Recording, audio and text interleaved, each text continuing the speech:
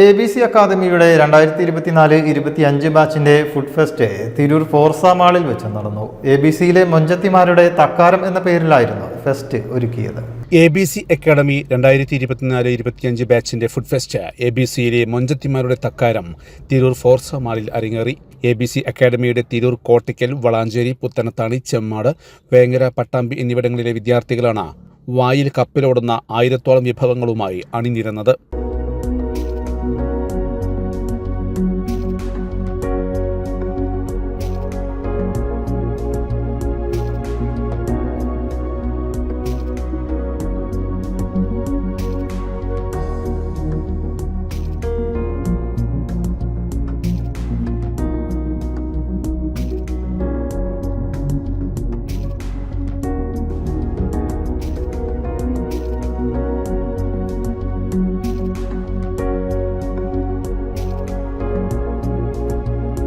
ABC അക്കാദമിയുടെ മൊഞ്ചത്തിമാരുടെ തക്കാരം ആണ് ഇവിടെ നടന്നുകൊണ്ടിരിക്കുന്നത്. ആയിരക്കണക്കിന് ആളുകളാണ് വന്നുകൊണ്ടിരിക്കുന്നത്. എല്ലാ തരത്തിലുള്ള വിഭവങ്ങളും രുചിക്കാനും അതിനെക്കുറിച്ച് അറിയാനൊക്കെ ഉള്ള എല്ലാ ഓപ്പർച്യൂണിറ്റി ഇവിടെ ഉണ്ട്. എല്ലാവരും വരണം. എല്ലാ വർഷവും ഞങ്ങൾ നടത്താറുണ്ട്. എക്സ്പീരിയൻസ് ആണ് ഈ ഫുഡ് ഫെസ്റ്റൊക്കെ. അപ്പം എന്താ പറയുക, ഞങ്ങൾ ഇതുവരെ കാണാത്തൊരു വെറൈറ്റി ആയിട്ടുള്ളൊരു ഫുഡ് ഫെസ്റ്റാണ് ABC ഞങ്ങൾക്ക് ഒരുക്കി തന്നത്. ടീച്ചേഴ്സിനോടൊക്കെ ഒരുപാട് നന്ദിയുണ്ട്. അപ്പോൾ നല്ലൊരു വേറിട്ട അനുഭവമാണ് ഈ ഫുഡ് ഫെസ്റ്റൊക്കെ. എന്താ പറയുക, ട്രഡീഷണൽ ഒരു ഫുഡാണ് ഞങ്ങൾ ഈ സ്റ്റോളിൽ ഞങ്ങൾ പ്രിപ്പയർ ചെയ്തിട്ടുള്ളത്. ഇപ്പോൾ ജങ്ക് ഫുഡൊക്കെ ഇപ്പോൾ എല്ലാവരും കൊണ്ടുവരുന്നത്. അപ്പോൾ ഞങ്ങളൊരു വേറിട്ടൊരു ഇതാണ്, ട്രഡീഷണൽ ഫുഡാണ് ഞങ്ങളിപ്പോൾ ഇതിൽ വരുന്നത്.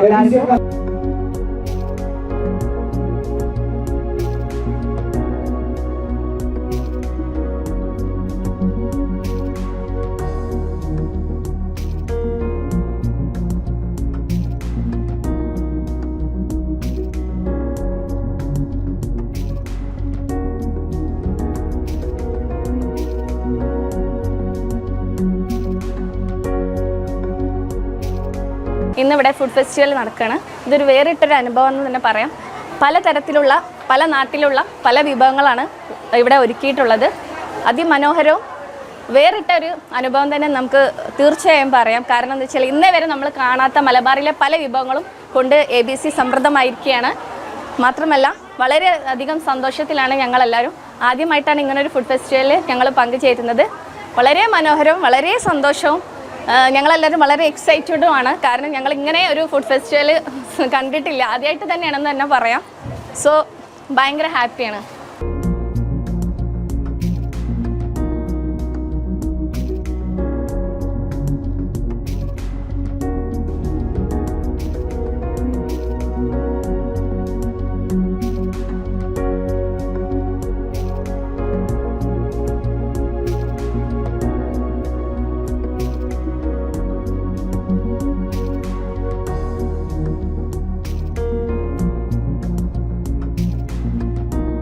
ഞങ്ങളിതൊരു പഴയ ഒരു തട്ടുകട മോഡൽ ആയിട്ടാണ് നോക്കണത്. അപ്പോൾ പണ്ടത്തെ കാലത്തെ ഫുഡുകൾ ഇപ്പോൾ വളരെ കുറവാണ് എല്ലാവരും കഴിക്കണത്. ഇപ്പോൾ പലതരം മന്തിയായി, അങ്ങനെ ഫ്രൈഡ് റൈസായി, കാര്യങ്ങളായി. അപ്പോൾ പഴയ കാലഘട്ടത്തിലെ ഒരുവിധം ഫുഡുകളൊക്കെ ഞങ്ങളിവിടെ തയ്യാറാക്കിയിട്ടുണ്ട്. അപ്പം ഒരു പഴയ മോഡൽ തട്ടുകട എങ്ങനെ ഫീൽ ചെയ്യാം, അതാണ് ഇപ്പോൾ ഞങ്ങൾ ഉദ്ദേശിക്കുന്നത്. തുഞ്ചന്റെ മണ്ണിലെ തീവണ്ടി പാതകളിൽ കൂടി കഴിഞ്ഞ ദിവസം ഓടിയത് രുചിമേളത്തിന്റെ കപ്പലായിരുന്നു. 1500ഓളം ആളുകളാണ് ഫോർസ മാളിലേക്ക് ഒഴുകിയെത്തിയത്. ഓരോരുത്തരെയും ഇരു കൈയും നീട്ടി സ്വീകരിച്ചും വിഭവങ്ങൾ ഓരോന്നും നൽകി സൽക്കരിച്ചുമായിരുന്നു വിദ്യാർത്ഥികൾ കാണികളെ എല്ലാവരെയും സ്വീകരിച്ചത്. Tirur municipality health standing committee chairperson Fathimath Sajna, പ്രശസ്ത യൂട്യൂബർ, ഫുഡ് എക്സ്പ്ലോറർ അനി എന്നിവർ ഉദ്ഘാടനം നിർവഹിച്ച ചടങ്ങിൽ ഒരുപാട് സന്തോഷം. കാരണം ഇതിൻ്റെ ക്യാപ്ഷൻ തന്നെ മൊഞ്ചത്തിമാരുടെ തക്കാരം എന്നായിരുന്നു. ഇവിടെ വന്നപ്പോൾ ഇവിടെയുള്ള സ്റ്റുഡൻസും മൊഞ്ചത്തിമാർ, അത്ര തന്നെ മൊഞ്ചത്തിമാരാണ് ടീച്ചേഴ്സും. ഈക്വലായിട്ട് ഇന്നത്തെ കാലത്ത് ഇത്രയും ഈക്വലായിട്ട് കുട്ടികളുമായി ടീച്ചേഴ്സ് ഇടപഴകിയിട്ട് ഇങ്ങനെ ഒരു പ്രോഗ്രാം സംഘടിപ്പിക്കുക എന്നുള്ളത് വളരെ ബുദ്ധിമുട്ടുള്ളൊരു കാര്യമാണ്. പക്ഷേ അത് അത്ര നിങ്ങളുടെ ഈ സ്പേസിൽ നിങ്ങൾ ഉൾക്കൊണ്ടുകൊണ്ട് നിങ്ങൾക്ക് കഴിയുന്ന രൂപത്തിൽ വളരെയധികം സന്തോഷം, മനം നിറഞ്ഞു, മനസ്സ് നിറഞ്ഞു, വയറും നിറഞ്ഞു. ഇനി കൂടുതലൊന്നും പറയാനില്ല. നമുക്കറിയാം നമ്മുടെ നാടിനകത്ത് ഒട്ടനവധി തൊഴിലവസരങ്ങൾ ഇന്നുണ്ട്. അത്രത്തോളം ഉദ്യോഗാർത്ഥികളുമുണ്ട്. എന്നാൽ ചുരുക്കം ചില സ്ഥാപനങ്ങൾ മാത്രമാണ് ഇത്തരത്തിലുള്ള സ്കിൽഡ് എഡ്യൂക്കേഷൻ ഇന്ന് നമ്മുടെ സമൂഹത്തിലേക്ക് നൽകുന്നത്, ഇതിനാവശ്യമുള്ള ഉദ്യോഗാർത്ഥികൾക്ക് നൽകുന്നത്. അത്തരത്തിലൊരു സ്ഥാപനത്തിൻ്റെ മുന്നിലാണ് ഞാൻ നിൽക്കുന്നത്. ഈ പ്രോഗ്രാം ഇനോഗ്രേഷൻ ചെയ്യാൻ സാധിച്ചതിൽ ഒരുപാട് സന്തോഷമുണ്ട്.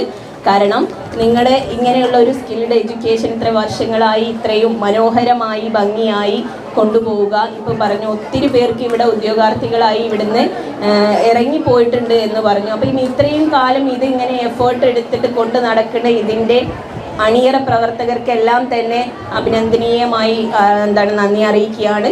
തുടർന്നും നമ്മുടെ നാടിനും ഈ തിരൂരിനും ഈ നിങ്ങളുടെ സേവനം ആവശ്യമാണെന്ന് ഇന്നിവിടെ കണ്ടപ്പോൾ എനിക്ക് മനസ്സിലായി.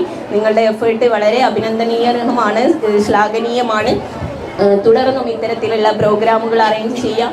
നിങ്ങളുടെ ടീച്ചേഴ്സ് വഴി നിങ്ങൾ നടക്കുന്ന പ്രോഗ്രാമുകളൊക്കെ എല്ലാം കാണാറുണ്ട്. നിങ്ങളുടെ യൂണിഫോമിറ്റി, നിങ്ങൾ കുട്ടികളുമായിട്ട് ഇവിടുത്തെ വിദ്യാർത്ഥികൾ, നിങ്ങൾ പഠിക്കുന്ന കുട്ടികളല്ല, അതിനപ്പുറം നിങ്ങൾ ഫ്രണ്ട്സായി കണ്ട് സുഹൃത്തായി കണ്ട് അവരെ കൂടെ അവരുടെ എല്ലാ കഴിവും ഏതൊക്കെ രീതിയിൽ ഒപ്പിയെടുക്കാമെന്നുള്ള ടീച്ചേഴ്സാണ് എല്ലാ സെൻറ്ററിലുള്ളത്.